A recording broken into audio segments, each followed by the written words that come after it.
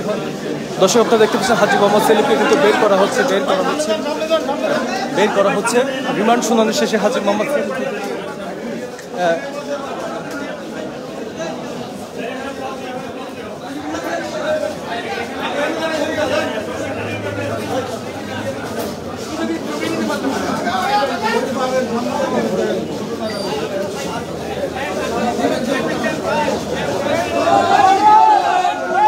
দিনের রিমান্ড প্রার্থনা করে তদন্তকারী কর্মকর্তা।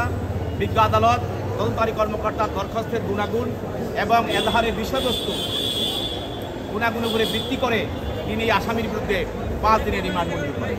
তার মধ্যে একজন হলো হাজী সেলিম, তার 2বার লালবাগের এমপি ছিল, এর পরবর্তী তার ছেলে এমপি, তার পুরো পরিবার, তার আত্মীয় স্বজন তারা পলাতক। এর কারণ এই হাজী সেলিম লালবাগ এলাকায় 2বার অবৈধভাবে পার্লামেন্টে ভোট চুরি করে নির্বাচিত হয়েছিল এবং সে ওই এলাকায় একটি সেলিমাবাদ কায়েম করেছিল। সেখানে সে সরকারি জমি দখল, সাধারণ মানুষের মার্কেট দখল, এমনকি আপনার শৌচাগার দখল করে সেখানে মার্কেট করেছে এবং বহু মানুষের জীবিকা সে গ্রাস করে নিয়েছে, মানুষের সম্পদ দখল করেছে, মানুষের মার্কেট দখল করেছে, মানুষের ব্যবসা প্রতিষ্ঠান দখল করেছে। সর্বোপরি ওই এলাকায় সে একটি রাজত্ব, সন্ত্রাসী রাজত্ব কায়েম করেছিল এবং সে আপনারা জানেন জগন্নাথ হল সদ্য ছাত্রদের বাধার কারণে দখল করে সেখানে একটি মার্কেট তৈরি করেছিল। এক কথায় বলতে গেলে গত 15 বছর এই লালবাগ এলাকায় এবং অত্র এলাকায় তার সংসদীয় এলাকায় একটি সন্ত্রাসের দখলত্বের রাজত্ব কায়েম করেছিল। আজকে ওই এলাকার মানুষ নিঃশ্বাস পেয়েছে এবং একটি সন্ত্রাসী অবস্থা থেকে মানুষ রেহাই পাচ্ছে। তাই আপনারা জানেন যে ছাত্র এবং জনতার আন্দোলন, একতা বিরোধী আন্দোলনের সময় আওয়ামী লীগের পক্ষ থেকে তার নেতা কর্মী এবং সাবেক এমপিদেরকে নির্দেশ দেওয়া হয়েছিল যে আন্দোলনকে থামানোর জন্য, এই আন্দোলনকে স্তব্ধ করে দেওয়ার জন্য।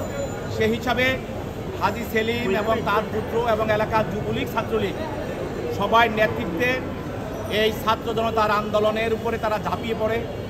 এর পরিপ্রেক্ষিতে গত 18/7/24 তারিখে তাদের সংসদীয় এলাকায়, আজমপুর সরকারি আবাসিক এলাকায়, আজিমপুর সংসদীয় এলাকায় এক ছাত্র জনতার, বৈষম্য বিরোধী ছাত্র জনতার মিছিলে পুলিশ গুলি চালায়। এই গুলিতে আইডিএল কলেজের 1ম বর্ষের ছাত্র, মেধাবী ছাত্র খালিদ হাসান সাইফুল্লাহ বুকে, পিঠে, মাথায় গুলিবিদ্ধ হয়ে মারা যায়। এই হত্যা মামলায় তার পিতা হাজী সেলিম সহ অনেকের বিরুদ্ধে মামলা করে। তার মধ্যে এই মামলায় এজাহার নামীয় আসামি হল হাজী সেলিম, 25 নম্বর এজাহার নামী আসামি।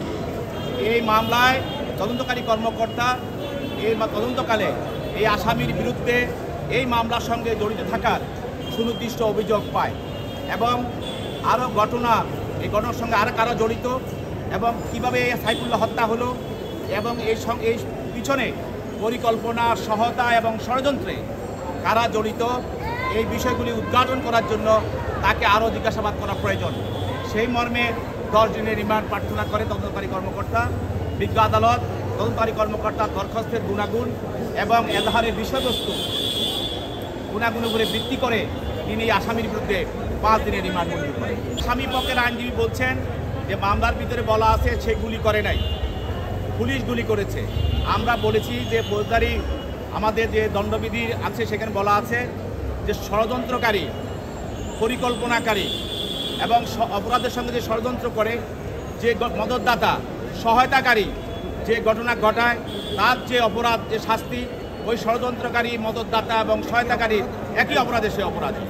সেই হিসাবে এই হাজী সেলিম এই হত্যার সঙ্গে আরও অন্য এজাহার নামী যারা তার হত্যার সঙ্গে, ষড়যন্ত্রের সঙ্গে তারা জড়িত, মদতদাতা, সহায়তাকারী এবং পরিকল্পনাকারী।